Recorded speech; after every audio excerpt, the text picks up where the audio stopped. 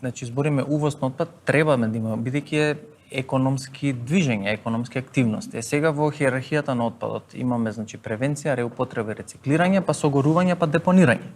Сега зборуваме ние за согорувањето или да го имаме инценератор или горелник што потпаѓа под друга дозвола, значи не е веќе отпад тоа, одиме и индустријски емисии. Значи законот за животна средина регулира индустријски емисии, а има и нов закон за индустријски емисии кој што е построг во однос на технологии и во однос на мерни граници од моменталниот закон за животна средина, односно индустријски емисии.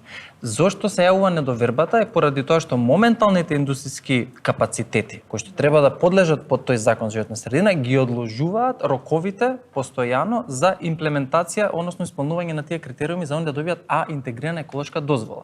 Ако ние дозволуваме да увеземе отпад како енергенс, значи дека треба да докажеме претходно дека ние можеме да се справиме со индустријски капацитети, можеме да ги натераме големите бизниси да ги исполнат и да инвестираат во технологија која што нема да загадува, за да можеме ние да се чувствуваме удобно и ние како граѓани да кажеме да. Затоа поради недовербата во минатите години, роковите што се одложуваат, како што реков 2014 беше значи првиот рок, па се одложи 2019, па има уште капацитети да не ги именувам што немаат интегрирана еколошка дозвола. Значи што ќе се случи ако ние тој термин уште го продолжиме? Значи требаме да ги заекнеме институциите, бидејќи тука станува збор за други. Сега ние гледаме загадувањето. Загадувањето е само еден симптом. Што е причината за тоа? Значи зборуваме за сиромаштија, за корупција, значи за партизирани институции кои што не може да донесат одлука на интегритет во однос на судство и така натаму. Значи тоа се пак забелешките на Европска унија да не се повторуваме, али кога институциите ќе покажат дека може да ги имплементираат законите што ги носат и ќе може да регулираат индустријски капацитети како што треба, тога можеби и нашиот став или јавното мислење ќе се смени. Сега за сега сме не. Да појаснам само, инценераторите се навистина приказка од минатото. Значи пред 50, пред многу децении и години тие се инвестирани и сега Шведска тоа што е проблем, што не може да најде доволно отпад они да го изгорат. Значи тоа е една машина на ламја што јаде и тоа е тоа не ни треба. Значи тоа е на приказка од минатото. И Европска унија и European Investment Bank во последните извештаи ги повлекуваат средствата и сапсиди за инценератори. Европска унија става повисоки цели за рециклирање и реупотреба и гледа дека се коси да инвестира и во инценератори. Значи за да можеме ние да постигнеме циркуларна економија и таргети и стапки на рециклирање и реупотреба, воопшто не ни треба инценератор. Поради тоа што едното се коси од другото, Европска унија и модерните земји тоа го кажуваат, инценератори се затвараат. Македонија на стотици депонии во Македонија секојдневно се истураат стотици тони ѓубре. Како да се реши овој проблем според вас? Многу за милион. Да, гледаме дека во соседството има голем напредок веќе. Да, нели планот за управување со отпад предвидува регионални санитарни депонии. И идејата на регионални санитарни депонии е покрај инвестицијата во самата фабрика, да наречеме, значи тој центар за управување со отпад, да биде и затворање на диви ѓубришта и депонии. И тука се исто, например, за северо-источниот регион, некои 10 милиони евра се прва фаза затворање на вакви диви депонии. Тоа е процес кој што е доган, че тоа треба да има вакви 7 во нашава земја. Регионални интегрирани депонии. Да, регионални санитарни депонии. Но сега тука се очуваме со предизвик, значи ова е настанато од друг аспект, поради што се децени во руралните подрачја навистина и комуналните предпријатија тешко стигаат до нив. Некои од нив поради тоа што веќе го фрлале, па не плаќаат комунална такса, која услуга.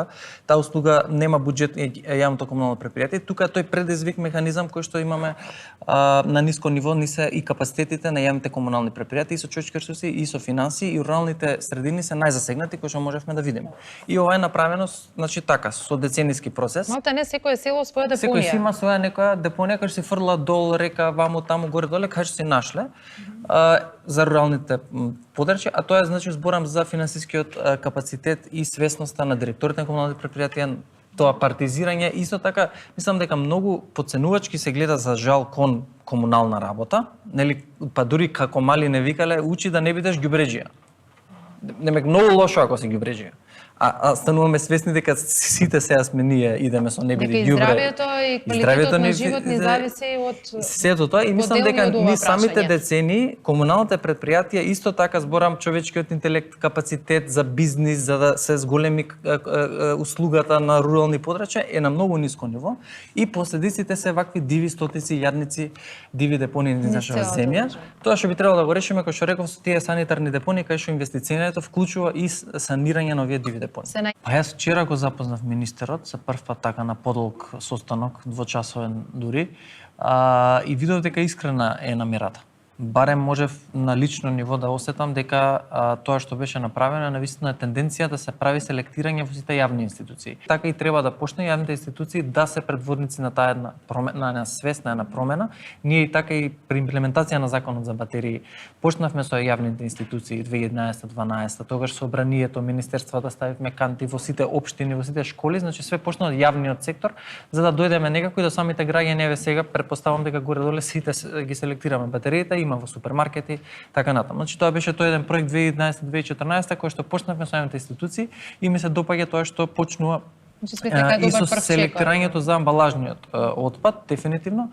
Во новиот закон, со не е дојден до собрание, претпоставувам и нема да дојде до рокот, додека не се распушти собрание за жал, забрана на пластички за една употреба, тоа би требало 2021 да почне и претпоставам, ако не со оваа влада, со следната, кој да е, што и да е, пак треба да се продолжи тој еден процес кон тенденција за забрана на пластика за еднократна употреба, директива што Европската унија ја донесе. Ќе треба време за кај нас, дека пак е тоа индустрија, вработување, економија, но све почнува од свеста од граѓаните и што купуваме.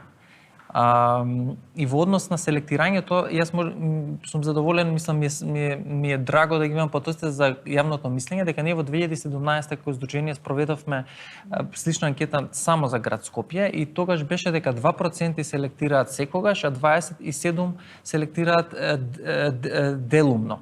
А сега имаме еве 24, да секојаш 35, значи скоро 60%, значи тоа се има зголемено и дури и во волијата на 80% нели ако има е жилбата доколку ако има систем да го направам тоа. Сега ние како иницијатива сакаме да ги доближиме собирачите, поради тоа што основата и суштината на рециклирачката индустрија кај нас се собирачите на отпад, односно неформалните се уште неформални кои што може да ги видиме и тие со децени оперираат и живеат од тоа, односно он го зема од контейнерот и го носи кај рециклаторите му плаќа на рак.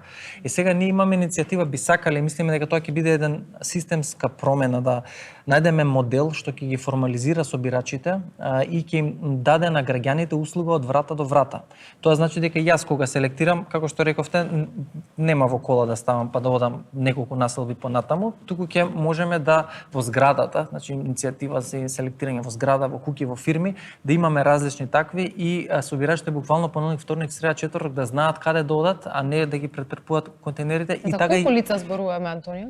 Па податоците што се малце позастарени податоци се од 3 до 5000 со собирачи, а во однос на семејства се околу 800 семејства.